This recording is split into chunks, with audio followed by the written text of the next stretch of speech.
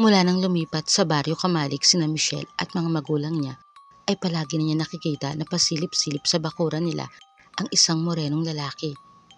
Nung unang beses na makita niya ay hindi na lang niya pinansin, pero nung pangalawa at pangatlo ay kinabahan na siya, kaya't nakiramdam na siya.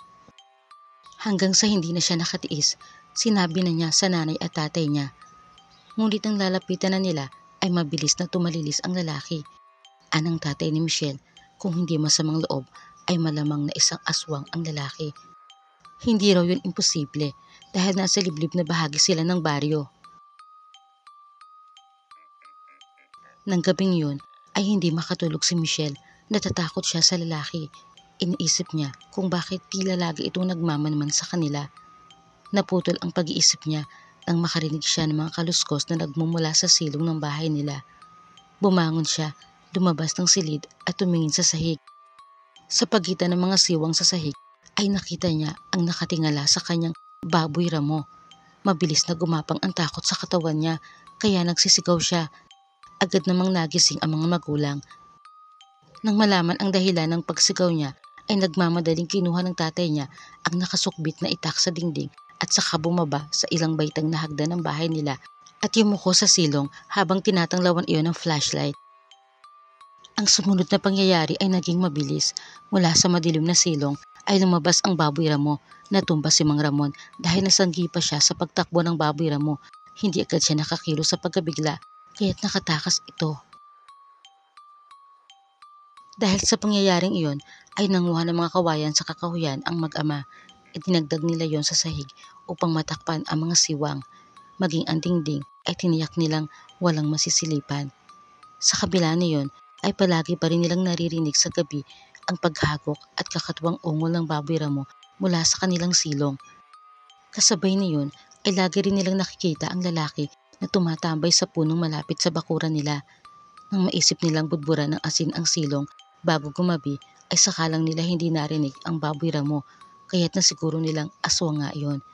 Palihim din nilang nilagyan ng asin ang puno kung saan madalas nilang makita ang lalaki at mula rin nun ay hindi na nila siya nakita kaya't pinalagay nilang aswang din yun. Kutob ng nanay ni Michelle, baka ang lalaki at ang baboy ramo ay iisa. Isang gabing malakas ang ulan, hindi makatulog ang mag-anak. Hindi kasi sila nakapaglagay ng asin dahil nga umuulan. Nangangamba sila na baka samantalahin ng baboy ramo ang pagkakataon. Hindi raw kasi takot ang mga aswang sa ulan. Tapos ay nagsasalimbayan pa ang kulog at kidlat. Hindi nga sila nagkamali. Maya-maya lang ay narinig na naman nila ang nakakakilabot na paghagok ng baboy ramo mula sa silong. Inihanda ni Mang Ramon ang itak pero hindi na siya lumabas ng bahay. Lalabanan na lang niya kapag inatake sila. Ang paghagok ng baboy ramo sa silong ay lumakas ng lumakas kaya takot na takot ang pamilya. Si Aling Shanda ay sige sa pagdarasal habang ang mag-ama ay iniharang ang mga upuan nila sa pintuan at bintana upang hindi sila mapasok ng aswang. Ilang sandali pa at umuga ang sahig nila. Anim mo nagwawala na ang baboy ramo sa silong. Binabangga ang marupok nilang sahig. Mula sa maliliit ng siwang ay nakita nila ang namumula at nalilisik na mga mata ng nagngangalit na hayop. Dali-daling kumilos si Aling Shanda, kinuha ang asin sa kusina, ngunit naging mailap ang baboy ramo. Nagagawa nitong ilagan ang paghuhulog nila ng asin sa butas.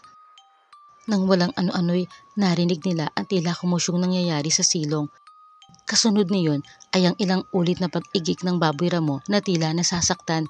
Nang silipin ni Mang Ramon sa siwang ay nakita niyang may kumakalaban sa baboy ramo. Lumakas ang loob ni Mang Ramon kaya't lumabas na siya bitbit ang itak. Pagsilip niya sa silong gamit ang flashlight na pangtanglaw ay nakita niyang nakukubabawan na ng lalaki ang baboy ramo at inuundayan ng hawak na punyal.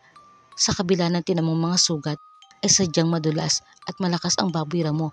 Nagawa pang makawala sa lalaki habang tumatakbo sa ulanan ay nasaksihan pa nila ang unti-unting pagbabago nito ng anyo.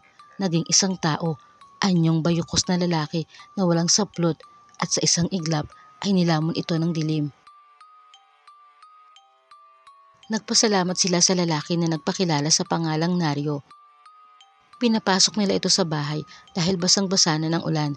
Humingi ng paumanhin si Michelle dahil napagkamalan nila itong aswang, lalo pa nung mula nang budburan nila ng asin ang puno kung saan niya ito madalas makita na tila nagmamanman sa kanila, hindi na nga ito nagpakita ulit doon. Paliwanag ng lalaki, hindi niya alam ang ginawang pagbudbud ng asin sa tabi ng puno, kaya raw siya hindi nakapagbantay ng ilang araw ay dahil kinailangan siya ng tatang niya sa pag-aani. Humingi rin siya ng paumanhin sa mag-anak kung natakot niya sila. Totoo raw na nagmamanman siya mula sa puno dahil nakita niya doon nagsuot sa silong ang baboy ramo na hinahunting niya. Aniya, gawain na niya yon, ang pumatay ng aswang. Hindi naman daw niya masabi ng direkta sa kanila na maraming aswang sa baryo kasi alam niya na kakalipat lang doon ng mag-anak, baka matakot kapag sinabi niya.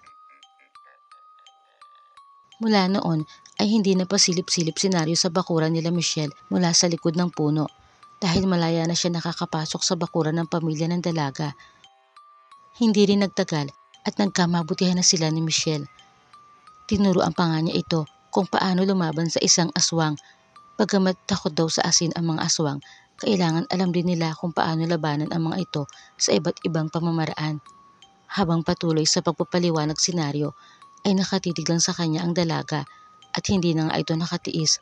Hinagka nito ang labi ng binata at sa paglalapat ng kanilang mga labi ay saglit na huminto ang pag-inog ng mundo sa pagitan nilang dalawa.